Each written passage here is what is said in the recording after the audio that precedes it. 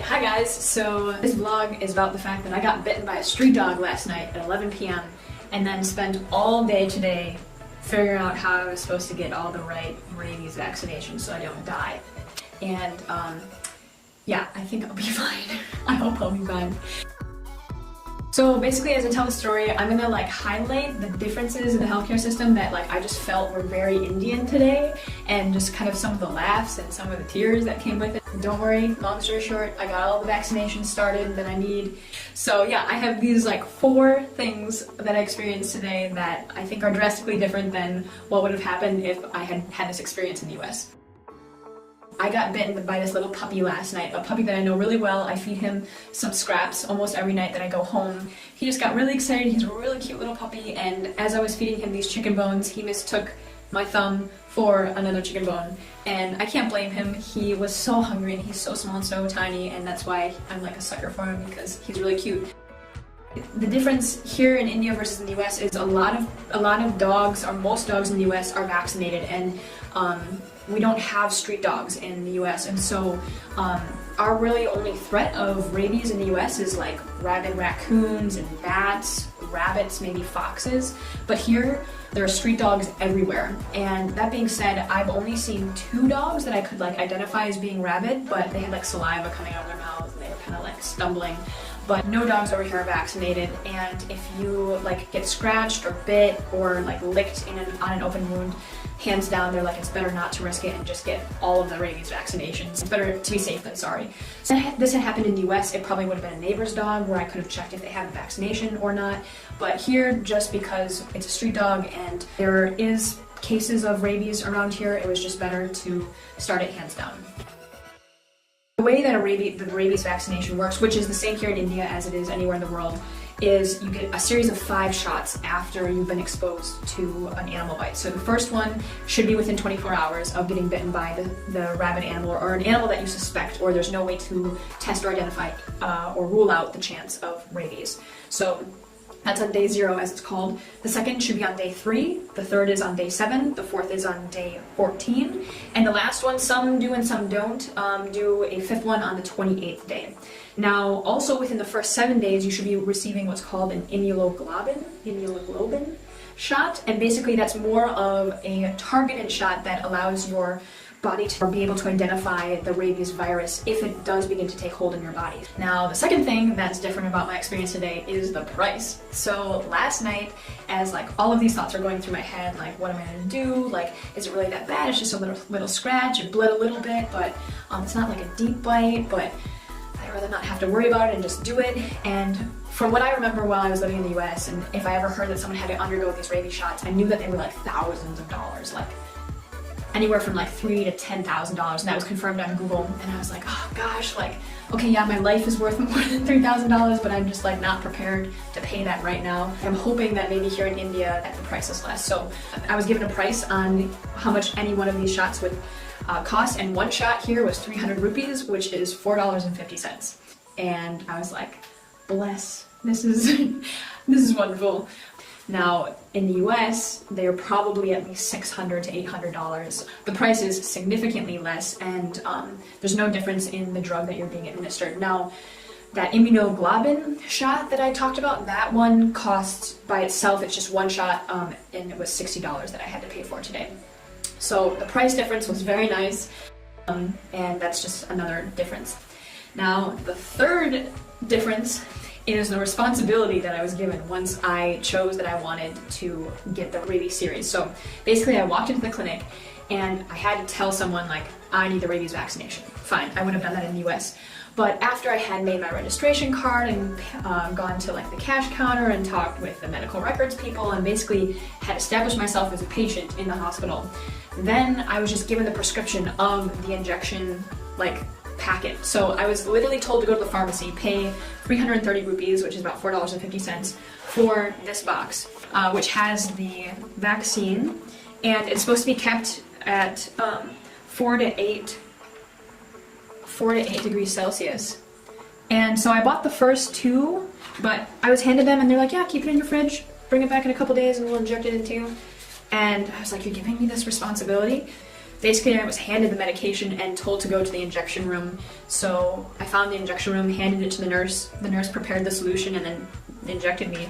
And at this point, I didn't know that the vaccines were different than that immunoglobulin vaccine. So I had done a lot of research the night before, but I was thinking that the immunoglobulin substance was included in the first vaccine. So I asked the nurse, I showed her like the Googled like WebMD page, and I said, I'm getting this too, right?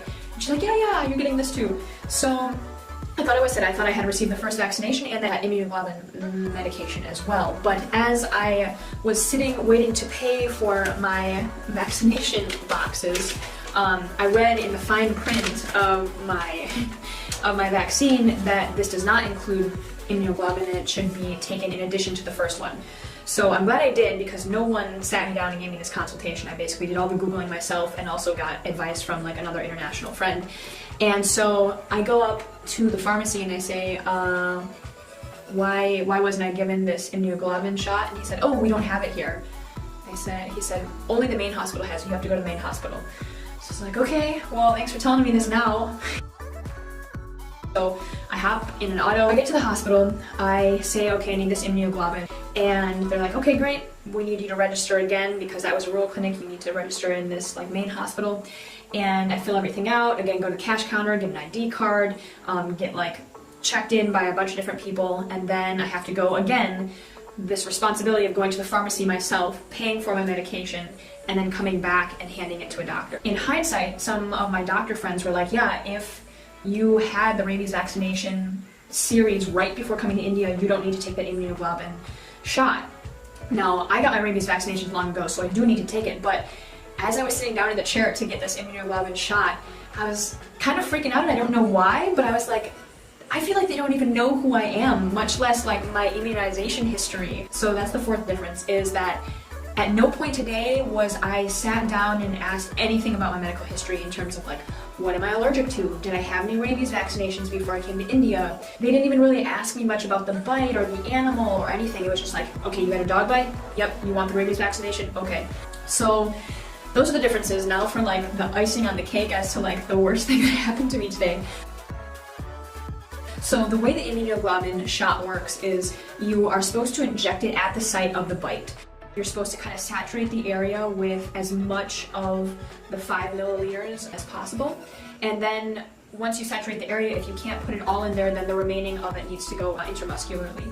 So the problem with the location of my bite is that it was on my thumb. Like the bone is like right on the top here, right? There's just like a little bit of skin. It's just like a scratch right there. Like that's where his tooth kind of dragged.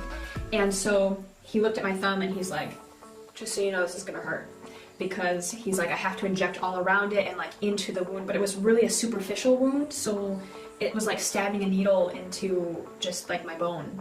And you know, a lot of times when you get a shot, like the initial needle prick isn't bad, but then it's actually when the medication goes in and like needs to take up space that you get the pain. And this was 5 milliliters. Like imagine just putting 5 milliliters in like the little top part of your thumb.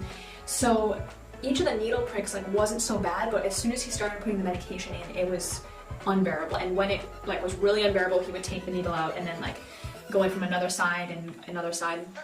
And in total, his goal was to get 2 milliliters at least. And the worst part was he'd pull it out and then he'd tell me exactly how much of a milliliter he had put in. And the first time that I experienced the pain, he pulled it out and he's like, yes, that was 1/10 of a milliliter. I'm like, 1/10 of a milliliter? You got to do this like 20 more times. And I was just like, this is awful. Like I am never gonna touch a stray puppy again or even look at it and even tempt myself because they are too cute but not cute enough for how painful this is. He stopped and then he put the last about 3.5 milliliters into my deltoid. So he goes to inject it, I just have my like arm limp, and he puts it in and the pain, like I just felt it go in and it just like completely encapsulated my whole muscle. And it was so painful. And it was just a sudden onset. I began to feel really lightheaded, and then like my hearing went, like I couldn't hear anything anymore. It sounded like they were like worlds away. Long story short, I fainted. And after about a minute, things kind of cleared up, but I just still felt really, really weak. And the doctor brought his personal water bottle over and like gave me some water and told me I didn't have to rush in getting up.